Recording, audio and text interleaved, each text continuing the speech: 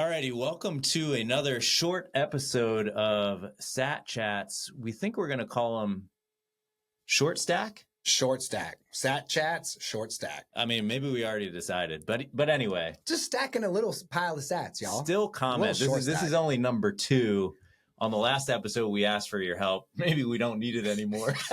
We're moving fast. Yeah, we move faster on it. All right, so this is a subset of sat chats where we dive into very specific topics and deliver exactly what you're asking for, right? In the comment section, however we might pick up what the audience wants, we want to turn that around and turn them into quick, consolidated, condensed episodes. Today, we're going to talk about quantum computing and how quantum computing may impact Bitcoin.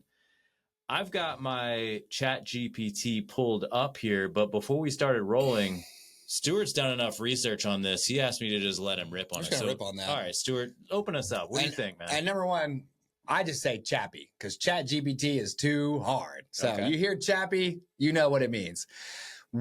Over the weekend, Chris was sending me screen caps of individuals on social media platforms that I do not have accounts for that were fully eviscerating me for talking about quantum computing with number 18. Beautiful, beautiful episode, by the way, that I recommend you all smash listen to right after this short Subscribe. And the folks out there on the web were saying, hey, quantum is going to wreck Bitcoin. This dude in prescription sunglasses is an idiot. And that's true. But, the things that we shared in that episode, we stand by them. So I took a little bit of a deeper dive into quantum because my focus is on Bitcoin. But so many people want to know whether quantum computing is going to turn Bitcoin into a worthless pile of bleeps and blorps overnight. Like, boom! Just mush. Right? Here we are on Sat Chats talking about how Bitcoin is the hardest money ever created or discovered. And many folks are hesitant to adopt it as their form of currency because they're afraid that quantum is going to destroy Bitcoin. So here's what I learned over the weekend. And this is probably going to create another firestorm of people eviscerating me in the comments. And that's okay, dude. I have a death wish. So computing works in bits. One of the bits is 0. One of the bits is 1. Things can be either a 0 or a 1. And by stringing them together, you can perform all sorts of computing tasks that are really quite miraculous. Quantum computing relies on something called qubits instead. Qubits, qubits. What are qubits? Qubits are 0 and 1 all at once. Qubits allow quantum computers to operate with units of information that can be both 0 and 1 at the same time. Instead of almost like hard coding, this is a 0, this is a 1, it's fluctuating. Just like quantum physics, everything is fluctuating and popping in and out of existence at the smallest levels. So these qubits allow these quantum computers to do a whole lot more computing. Insane amounts of more computing. So much so that everyone's out there like, ooh, what's going to happen to my Bitcoin? Oh, the quantum computer is going to get my Bitcoin. It's not going to get your Bitcoin. Okay. Today's quantum computers, the best ones out there, have several hundred noisy qubits worth of processing power. Whoa, Stewart, what are you saying? Several hundred noisy qubits? Well, qubits are not as stable as bits, obs, because they're fluctuating in and out. They are 0, they are 1. And by stringing together the different qubits, they become interrelational, which means that they depend on one another. And it's like quantum entanglement. It's a big computing goo or mess that's all, y'all have seen Ant-Man, okay? I don't need to help you with that, all right? The quantum. Now, as these quantum computers do their work, they create noise.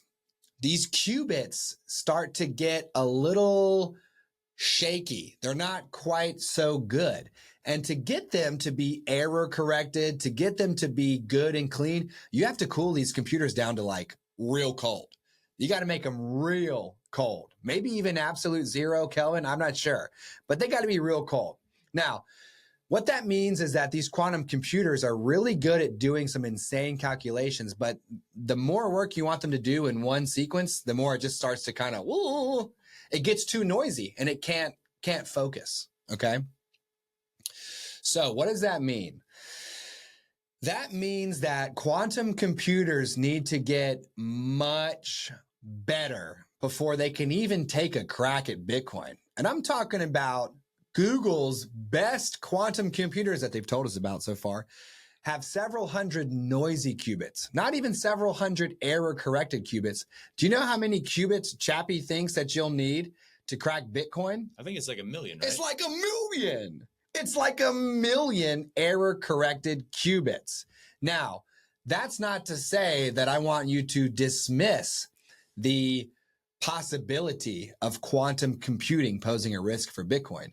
That's just my way to help you realize that you're talking about an asteroid striking Earth that's not even past Alpha Centauri yet. Okay, it's like 4 light years away. So let's wait for a problem before we try to solve it. Now, Bitcoin has encryption, and I think a lot of people are like, hey, once quantum computing cracks RSA encryption, it's all over. But Bitcoin doesn't use RSA encryption for its public-private keys. It uses something called ECDSA. Short story long, it ain't RSA. It's harder to crack, and you're going to need 1 million error-corrected qubits, aka not several hundred noisy qubits. All right, hang with me, okay? And really, this isn't going to take very long, all right? It's a short stack, y'all, so just hang in there. We're timing it. Because this is a tricky subject. But at the highest possible level, quantum computing is still so early that it's not a threat for Bitcoin in its current form. But guess what? What is Bitcoin? It's dynamic, right? Bitcoin is alive. So you better believe that the core developers of Bitcoin who are marching steadily toward a better Bitcoin over time are seeing the possibility of a quantum threat, and they can take steps to upgrade Bitcoin's protocol to include quantum resistant cryptography. Yep. There's so much time in between now and when the quantum computing has enough qubits to crack Bitcoin in its current form. Right. That we will upgrade, dude. You're talking about Iron Man Mark 1, dude, okay? You're over here screwing in the bolts. I'm over here tapping on my chest and popping 2 cords, and the Iron Man suit's coming out of my bones. So we will be upgraded to stronger forms of cryptography to protect Bitcoin. So come at me, bro.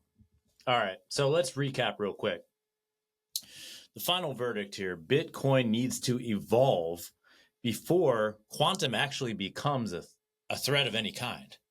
The short-term impact is very low. Current quantum computers are not strong enough to break Bitcoin right now, right? Nowhere near it. The long-term impact could be high if Bitcoin doesn't upgrade to quantum resistant cryptographic standards, but I don't think the Bitcoin community would ever allow something like that to happen. So I love quantum computing. I love the future. I can't wait for the future. I want quantum computing. Cool quantum computer, bro. We will soft fork Bitcoin with some quantum defense upgrades, and we're right back where we started. Bitcoin is the money badger. Good episode. Stack Sats today. Thanks for joining us on this episode of Sat Chats Short Stack. Smash the like and subscribe. And remember that Sat Chats Short Stack is for educational purposes only and should not be construed as financial advice.